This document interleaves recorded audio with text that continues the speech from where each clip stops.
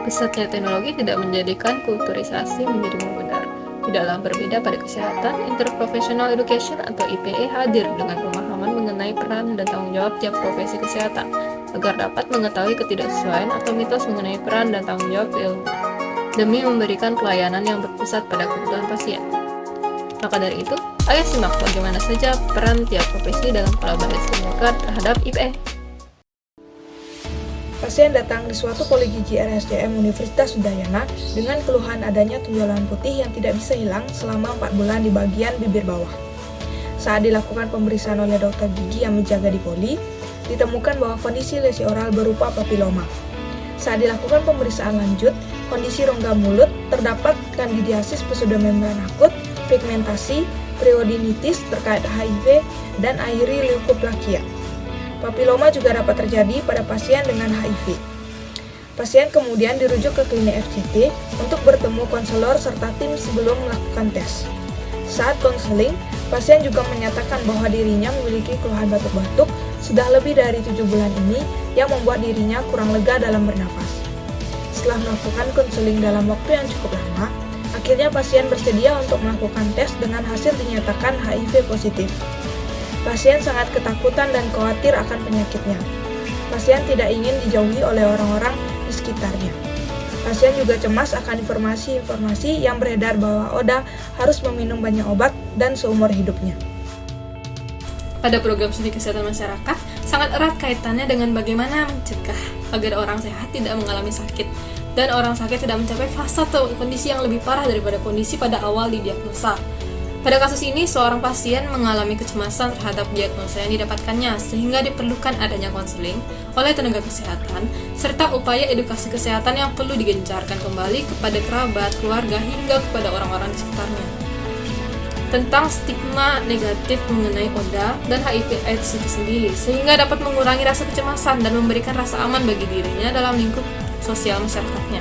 Peran tenaga kesehatan dalam meningkatkan upaya kesehatan masyarakat, yakni memberikan edukasi dan promosi kesehatan guna meningkatkan derajat kesehatan masyarakat sehingga masyarakat memiliki pengetahuan, kemauan, dan kemampuan untuk mempertahankan derajat kesehatannya masing-masing.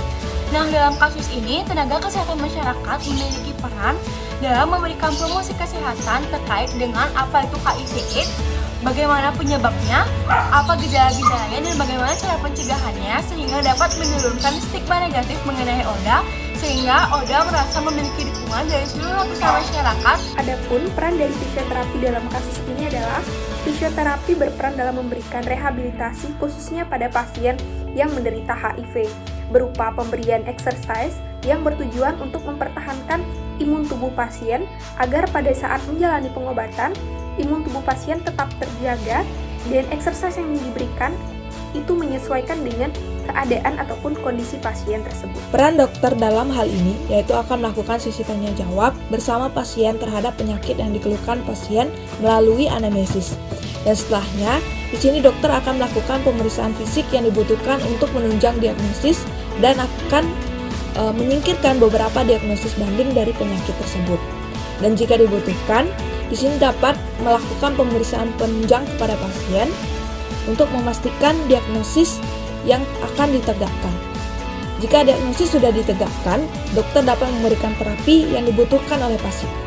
Tenaga kesehatan merupakan komponen penting dalam pendekatan berbagai pelayanan kesehatan kepada pasien HIV/AIDS. Karena itu, tenaga kesehatan seperti dokter harus memiliki kemampuan menganalisis suatu persoalan dan merumuskan formulasi tindakan perencanaan yang efektif. Terlebih lagi dalam pelayanan terhadap orang yang terinfeksi HIV/AIDS. Oleh sebab itu, maka dokter diharapkan mampu membantu melayani penderita HIV/AIDS sehingga bisa melakukan langkah penanganan yang tepat dan tidak jatuh ke stadium lebih lanjut. Selain penegakan diagnosis dan juga pemberian terapi yang tepat kepada pasien, seorang dokter umum juga bertugas dalam pemberian edukasi terkait penyakit yang dialami oleh pasien.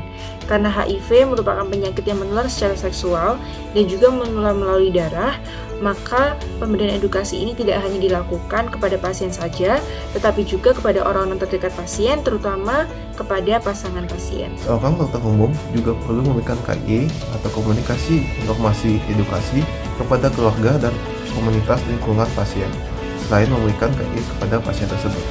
Hal tersebut bertujuan supaya pasien, keluarga maupun komunitas atau lingkungannya dapat saling membantu dalam menghadapi berbagai permasalahan yang akan muncul ke depannya, sehingga pasien dapat hidup secara berkualitas. Maka dari itu, keluarga dan komunitas lingkungannya harus dapat mendukung pasien sebagai tim yang solid. Berdasarkan kasus tersebut, program studi sarjana kedokteran bersama dengan program studi lain bertugas untuk memberikan pelayanan kesehatan yang optimal dengan mengutamakan atau berbasis patient-centered care.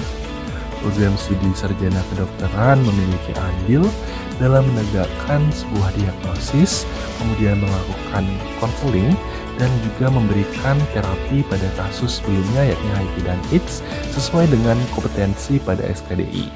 Diagnosis pasien dapat diperoleh melalui beberapa tahap pemeriksaan yang meliputi anamnesis atau tanya jawab, kemudian pemeriksaan fisik from head to toe, dan pemeriksaan penunjang yang membantu mengarahkan ke penyakit yang dicurigai. Mengingat risiko penularan HIV di ruang praktek dokter gigi cukup besar, maka dokter gigi diwajibkan mengikuti prosedur pengendalian infeksi ketika merawat pasien dengan HIV. Prosedur ini dinamakan kewaspadaan universal atau universal precaution yang dibuat untuk melindungi baik pasien maupun petugas kesehatan dari penularan HIV. Seperti yang diketahui pada kasus, pemeriksaan oleh dokter gigi menunjukkan kondisi lesi oral berupa papiloma dan juga pada pemeriksaan lanjutan ditemukan adanya kandidiasis pseudomembran akut, pigmentasi, periodontitis terkait HIV dan juga hairy leukoplakia yang mana merupakan tanda-tanda pada rongga mulut terkait adanya infeksi HIV pada pasien. Peran apoteker atau farmasis dalam kasus ini yaitu untuk memberikan rekomendasi terapi yang sesuai untuk pasien, di mana pasien yang kondisinya itu didiagnosa menderita HIV dan terapi yang dapat diberikan yaitu dengan pemberian obat antiretroviral atau ARV yang dapat mengurangi perkembangan virus HIV.